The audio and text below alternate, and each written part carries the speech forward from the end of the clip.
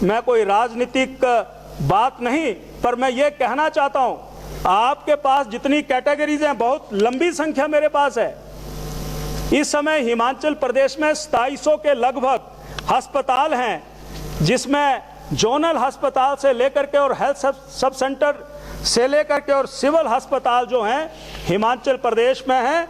और अगर मैं ये बात करूं, मैं ये बात आपके ध्यान में इसलिए लाना चाहता हूं कि यहाँ पर ये सारी बात मैं इसलिए लाना चाहता हूं क्योंकि चाहे वो ऑपरेशन के समय जितने भी हमारे पैरामेडिकल स्टाफ की ज़रूरत होती है, वहाँ पर ऑपरेशन थिएटर असिस्टेंट्स की ज़रूरत होती है, वहाँ पर ओटीज़ की ज़रूरत होती है, लैब टेक्नीशियंस की ज़रूरत होती है, वहाँ पर नर्सिस की ज़रूरत होती है, वो अधिकतर पद जो हैं वो खाली पड़े हुए हैं। तो कृपया करके अगर आप इस हेल्थ की व्यवस्था को मजबूत करना चाहते हैं, और स्वास्थ्य मंत्री महोदय मैं आपके ध्यान में ये लाना चाहता हूँ, आयुष्मान योजना जिसमें प्रदेश सरकार को 10% जमा करवाना होता है, और हिमाचल प्रदेश में भी ऐसे 22,000 परिवारों को कवर किया गया था।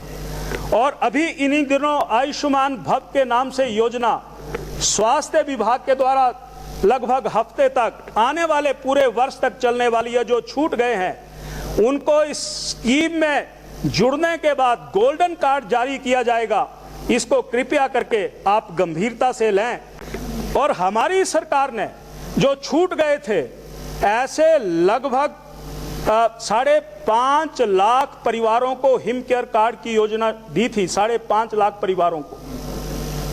तो उसमें अभी तक मेरी जानकारी के अनुसार 7 लाख लोगों का इलाज हो चुका है, और इसमें 700 करोड़ रुपया खर्च हो चुका है। और आपकी सरकार जब से आई है,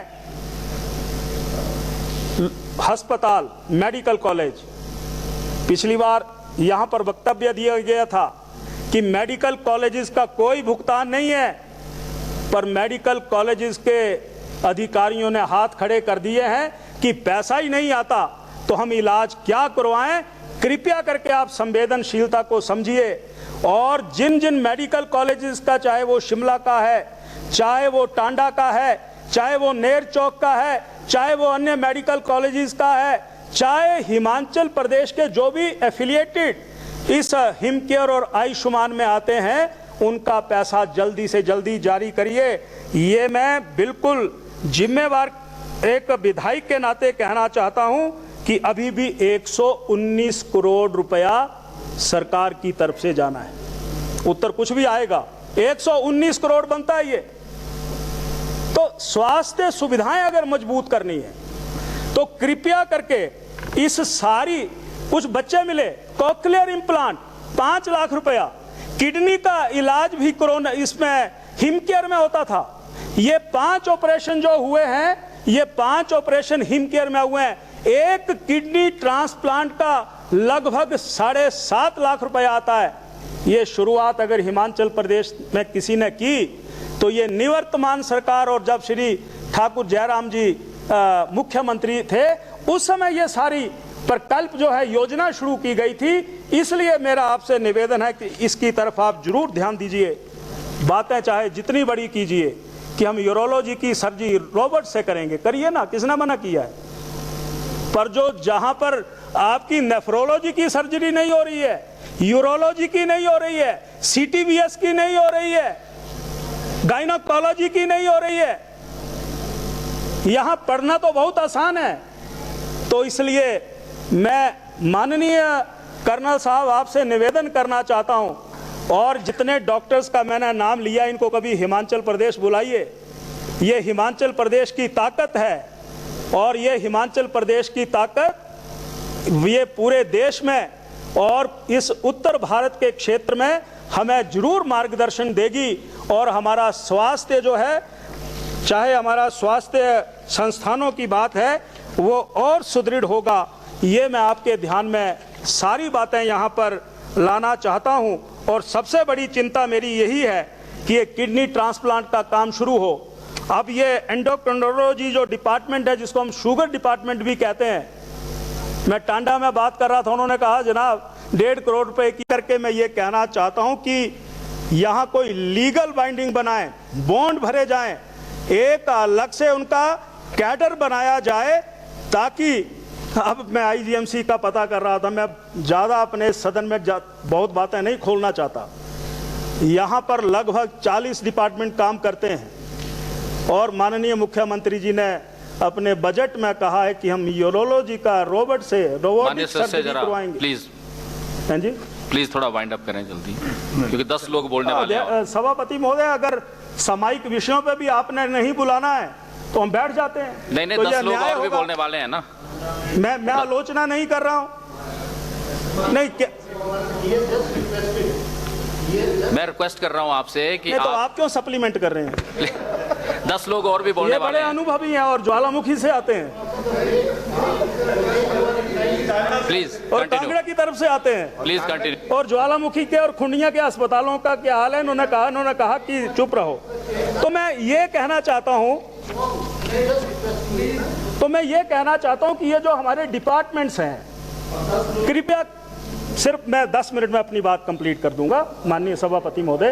तो मैं ये कहना चाहता हूं कि ये जो मैंने हीमोफीलिया की बात की है, थैलासीमिया की बात की है, जानलेवा बीमारियां हैं, हमारी सरकार ने 3,000 रुपया महीने का शुरू किया था 20,000 लोगों के लिए।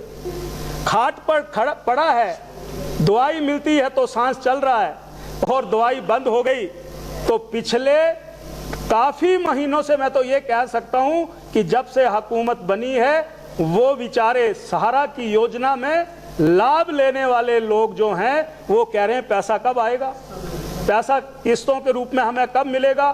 तो मैं माननीय मुख्यमंत्री आपसे निवेदन करना चाहता हूं कि मैं स्वास्थ्य मंत्री जी, वित्त विभाग आपके पास है, मैं आपसे निवेदन करना चाहता हूं उसको रिलीज कर दीजिए।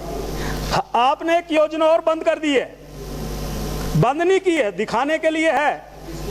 आपने मुख्यमंत्री स्वास्थ्य सहायता कोष, ये दिल का ऑपरेशन होता है, ये किडनी ट्रांसप्लांट होती है, 7 लाख रुपए लगता है। हमारी सरकार ने, मैं ये कह रहा हूं कि 16 करोड़ रुपए का बजट रखा था, उसमें 7 शर्तें पूरी करनी थी और वो पैसा उस संबंधित विभाग में पहुंचता था और उस व्यक्ति का उपचार हो जाता था।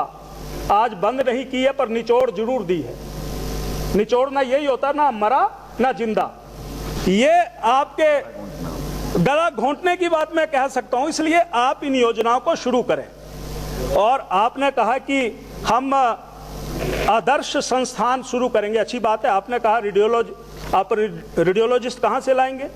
हमारी तहसील है पालमपुर, पुरानी तहसील, अब तो जयसिंहपुर बन गई, धीरा बन गई, बैजनाथ बन गई। वहां पर पालमपुर के अलावा एक भी जगह रेडियोलॉजिस्ट नहीं है। और इतनी जितनी मशीनें हैं वो धूल जो है वो धूल खा रही हैं। तो कृपया करके मैं आपसे निवेदन करना चाहता हूं। और जहां तक सुलह विधानसभा क्षेत्र के स्वास्थ्य संस्थानों का हाल है, वो भी कुछ ऐसा ही है जो हमने अपने समय जिनका निर्माण शुरू करवाया था। आज बजट है नहीं, वो निर्माण का काम पूरी तरह से बंद हो गया है। इसलिए मैं आपसे निवेदन करना चाहता हूं कि ये आदर्श अस्पतालों को बनाने की बात जो आप कर रहे हैं कि हम 156 टेस्ट मुफ्त करवाएंगे, वो तो हमारी सरकार ने शुरू करवा दिए थे। कृष्णा डायग्नोस्टिक के माध्यम से वो टेस्ट शुरू हो गए थे। आप कह रहे हैं कि हम डिजिटल एक्सरे शुरू करवाएंगे, वो तो हमारी सरकार के समय शुरू हो गए थे। आप रेडियोलॉजिस्ट लगाओ, रेडियोग्राफर लगाओ। और ये जो बाहर धरने पर बैठे हुए 1700 के लगभग, जिन्होंने कोरोना के समय जान हथेली पर रख करके लोगों को जीवन चक्कर प्रदान किया था, ऐसी जो नर्सिस हैं उनकी सेवाओं को बहाल करो, फार्मासिस्ट की सेवाओं को बहाल करो, पैरामेडिकल जो स्टाफ है उनकी सर्विसेज को बहाल करो। आप बहाल करें, मैं यही कहना चाहता हूं। एक समय तो उनके ऊपर फूल बरसाए गए थे, प्रशस्ति पत्र दिए गए थे, और आज लगभग 2 दिनों से यहां चौड़ा मैदान में भूखे प्यासे वो वहां पर आपके आश्वासन का इंतजार कर रहे